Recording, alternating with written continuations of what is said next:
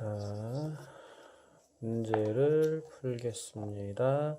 A와 B에 대한 설명. 근데 배터리가 나가가지고 찍다가 다시 찍습니다. 그래서 좀 낙서가 되어 있어요. A는 A와 B에 대한 설명인데요. 분석과 직관에 대한 비교 대조죠. 이걸 생각할 수 있는 이유가 뭐냐면, 이런 문제를 풀든 보기를 보든 지문이랑 관련을 지어서 맥락을 만들어야 돼요.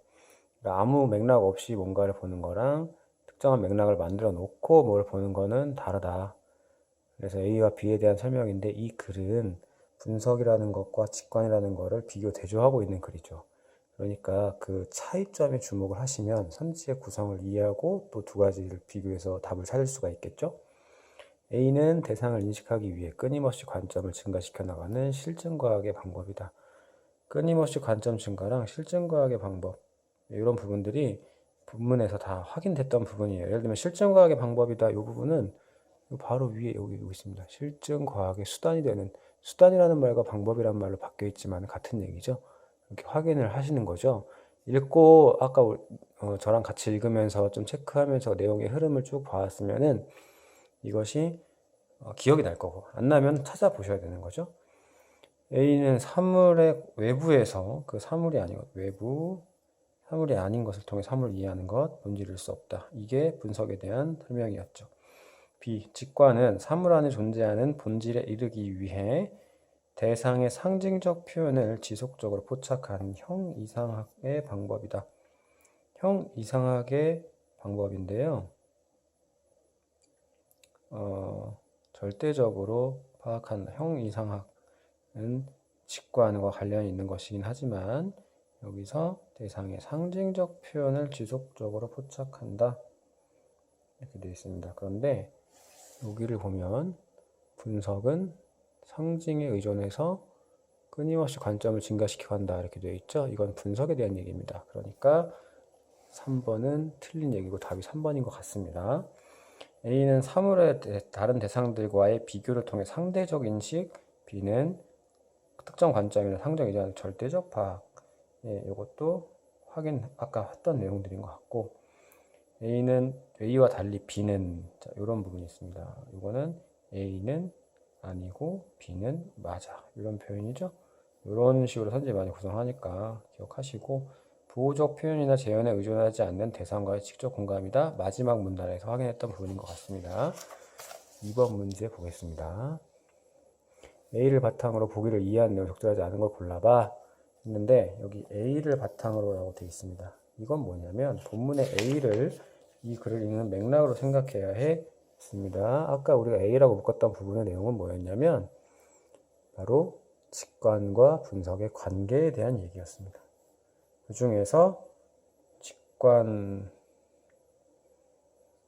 분석으로 갈 수 있지만 분석은 직관으로 갈 수 없어, 이런 얘기가 있었고요. 그 이유가 분석이 보편적 개념의 틀에 매여서 개별적인 것을 이룰 수 없고, 또 개념은 요소다, 부분이 아니라 요소다, 이런 얘기가 있었는데 이걸 맥락을 두고 여기 있는 A를 보셔야겠죠. 자, 분석과 직관의 차이, 관계에 대한 이야기입니다. 한 예술가는 피도시 여행 중에 이 도시를 상징하는 사원의 탑을 소묘하였다. 이 탑은 사원 건물과 불가분의 관계에 있으며 사원 건물은 경내와 주위 그리고 피도시의 시와 전체와 분리시킬 수 없을 정도로 연결되어 있다. 자, 피도시에서 사원의 탑을 소묘하는 예술가 얘기입니다. 그는 탑을 소묘하기 위해 우선 주변과 탑을 분리해내는 작업을 한다. 탑은 실제로 수많은 돌로 축성되어 있으며 이 돌들의 특정한 군집이 탑의 형태를 이루고 있는데 예술가는 오직 탑의 음영에만 주목하여 관찰한다. 즉, 그는 실제적이고 내적인 유기적 조식이라는 탑의 개별적인 것 대신에 우리한테 익숙한 말 나옵니다.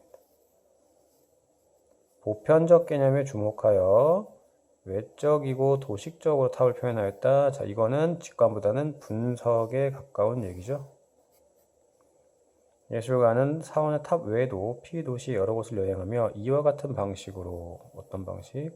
분석을 통한 방식 을 했고 각 그림들의 오른쪽 밑에 피도시라고 메모했다 되어 있습니다. 그러면 이게 지금 분석의 방법으로 대상을 바라보는 예술가의 얘기예요. 적절하지 않은 거 골라봐 했습니다. 1번 예술가가 소묘하기 위해 관찰한 것은 탑의 특성에 대한 임의적 선택에 해당하므로 부분이 아니고 요소다. 탑의 특성에 대한 임의적 선택 요소다. 부분과 요소의 차이를 본문에서 봤었습니다. 그 중에서 어떤 한 대상 안에서 어떤 특성에 대한 임의적 선택을 나타내므로 이것은 부분이 아니고 요소다 이렇게 되어 있습니다. 그러니까 선택지 1번은 적절한 내용인 것 같아요. 임의적 선택, 부분이 아니고 요소다. 예술가가 주변과 탑을 분리해내는 작업은 탑의 속성에 대한 인위적 요소를 추출하는 것으로 이것은 분석의 방법을 통해 얻어진다. 그렇죠? 예술가는 탑의 보편적 개념이 아니라 개별적인 것에 주목함으로써 소묘를 통해 탑을 도식적으로 재구성하여 그 속에 피도시 특성을 함축하였다. 보편적 개념이 아니라 개별적인 것에 주목했다. 그런데 여기 보면 보편적 개념에 주목했다고 되어 있습니다. 그러니까 이건 틀린 얘기 같아요. 이건 직관에 대한 얘기인데 여기서는 분석에 대한 얘기하고 있으니까 피도시라는 메모가 적힌 각 그림들을 연결시켜 감상한다고 해도 피도시를 가보지 않은 사람이 피도시에 대한 전체적인 인상을 획득할 수는 없을 것이다. 이 부분은 분석이니까 그걸 다 이어낸다고 하더라도 대상의 원래 모습을 인식할 수 없을 거다라는 얘기가 앞에 있었죠. 무슨 말이냐면 여기서 부분은 앞에서 그 피도시에 관련된 그 그림들이 요소라고 그랬는데 부분들이 주어지면 전체를 재구성할 수 있지만 요소는 그렇게 할 수 없어요 라는 얘기가 있었죠. 그러니까 이게 요소라는 걸 파악을 했으니까 전체적인 인상을 획득할 수 없다라고 하는 게 맞죠. 요소에 대한 설명이니까. 탑의 음영에 집중한 예술가의 소면은 여러 각도에서 그린 것들을 결합할지라도 탑을 온전하게 보관하지 못하는데 이것은 분석에서 직관을 이행할 수 없는 이유를 보여준다. 마찬가지 얘기입니다. 연결되는 거죠. 그래서 이 내용. 이게 A의 핵심 내용이었죠. 자, 답은 3번인 것 같아요. 3번 문제로 넘어갑니다.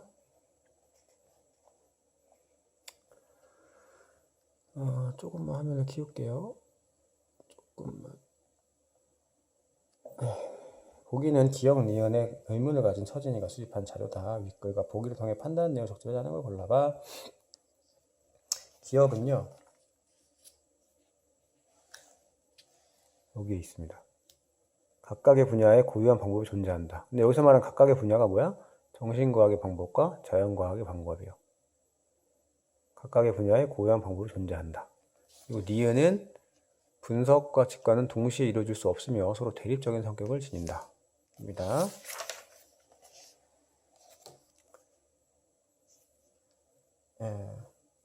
이렇게 복잡한 내용이 나오면 선지를 먼저 좀 보시는 게 좋아요. 선지를 갖고 맥락을 또 만들 수 있거든요. 분석과 직관은 상위 인식의 방법이지만 둘은 서로 보충된 연속성의 원리를 지닌다. 그러니까 이거는 지금 분석과 직관의 관계, 인문학적 지식과 과학적 지식, 서로 다른 종류의 지식이지만 교육에서는 이를 구분 없이 합하여 새로운 지식을 창출하는 능력을 요구하고 있다. 교육에서는. 분석과 직관은 대립적인 성격을 지니지만 문이과 계열의 구분을 두지 않은 2015 교육과정은 둘 간의 총체적 불연속성을 극복하려는 것으로 볼 수 있다. 다음 정신과학과 자연과학 독자성을 강조한 베르그성도 치밀한 분석의 과정을 거쳐야 실제에 대한 직관이 가능하다고 봄으로써 두 분의 가능을 인정하고 있다. 방법론적 동일성이란 말이 나와요. 방법론적 동일성이라는 것은 방법적인 측면에서 같아 라는 거죠. 그런데 앞에서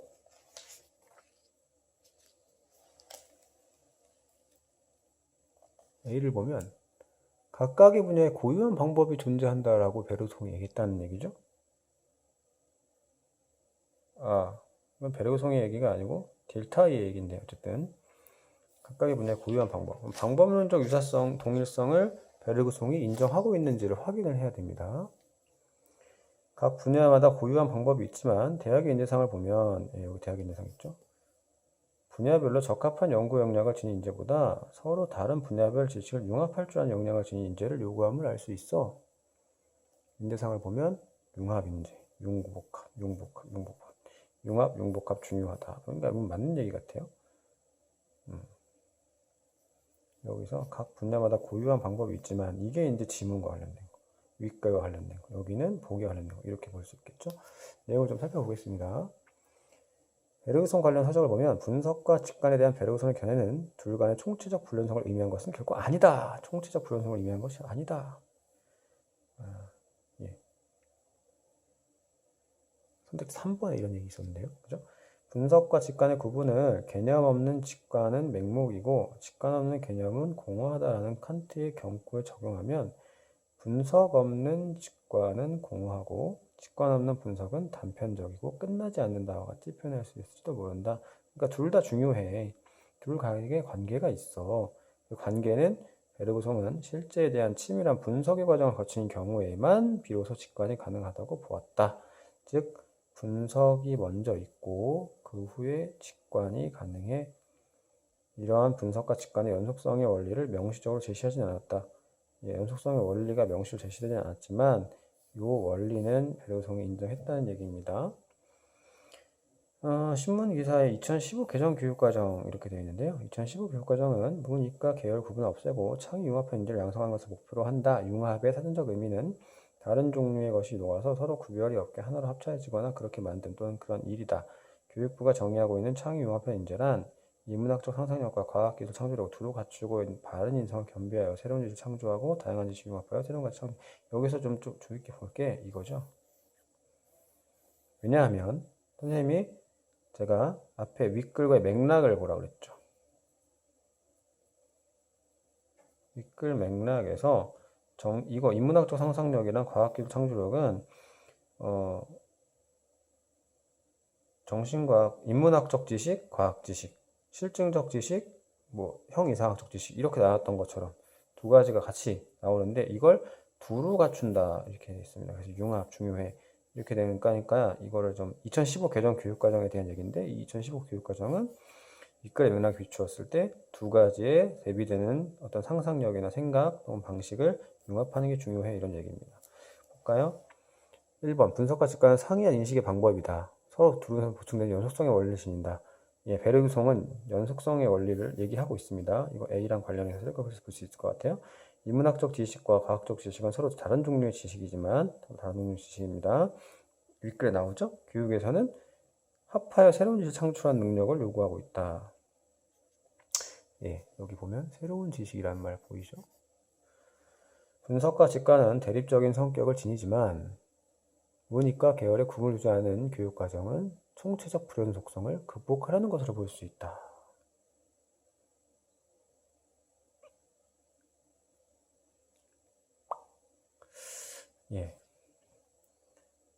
총체적 불연속성을 극복하려는 것을 볼 수 있다 했는데 A에 대해서 생각을 하면 이게 총체적 불연속성을 가지고 있다라고 얘기를 하기가 어렵죠. 대립적인 성격을 지닌다. 그렇지만 이것이 총체적 불연속성을 의미한 건 아니다라고 했습니다. 정신과학과 자연과학의 독자성을 강조한 베르그송도 정신과학과 자연과학의 독자성을 강조한 베르그송 이렇게 되어 있는데요. 치밀한 분석의 과정을 거쳐야 실제에 대한 직관이 가능하다고 봄으로써 두 분야의 방법론적 동일성을 인정하고 있다. 이 방법론적 동일성이라는 건 분석과 직관이 정신과학과 자연과학에서 둘 다 적용이 된다라는 의미로 해석을 할 수가 있겠어요.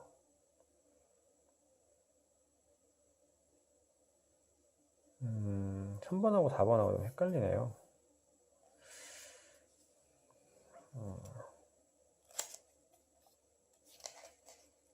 앞을 좀 살펴볼까요? 베르그송은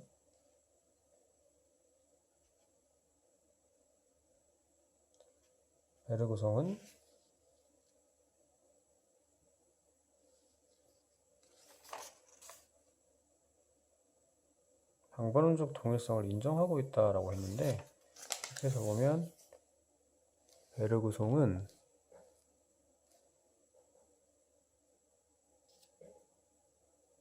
정신과학의 고유성을 확보하라고 했어요. 어떤 방법? 고유한 방법으로 존재한다. 즉 방법론적 동일성을 방법론적 차원에서 부각했다 이렇게 돼 있으니까 방법론적 동일성을 이야기하고 있지는 않은 것 같습니다. 그래서 저는 답이 이제 4번인 것 같아요.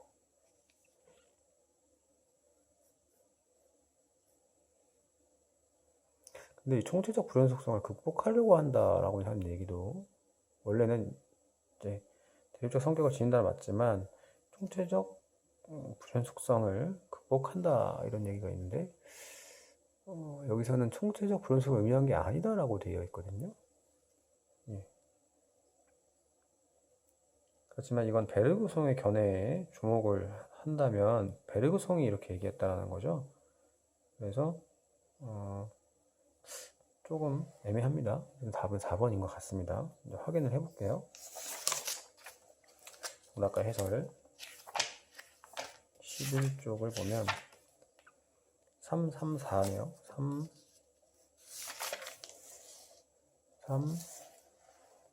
4. 예, 4번이 맞았네요. 그러면 이제 뭐 해설을 확인을 하시면 될 것 같고요.